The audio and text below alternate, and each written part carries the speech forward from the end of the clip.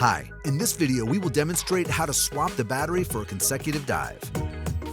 You can either completely remove AirBuddy from the float as if you were to disassemble it, or just loosen the Velcros to lower the float to access and remove the handle and open the lid.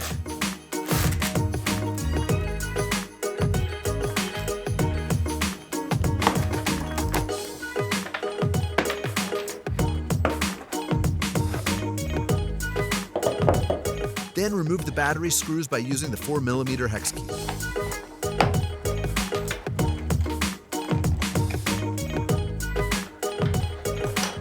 And then replace the discharged battery with a charged one.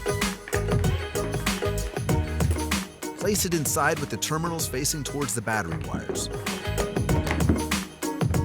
And firmly tighten the battery screws to about 3 to 4 Newton-meters of force. Close the lid, press it down firmly to make sure that the latches on both sides of the lid engaged. And then attach the compression handle by stretching it over the attachment points on each side of the AirBuddy housing.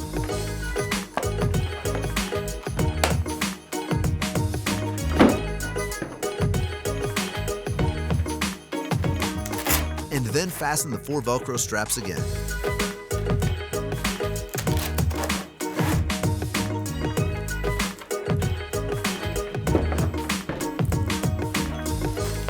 Briefly test your AirBuddy to make sure it works properly.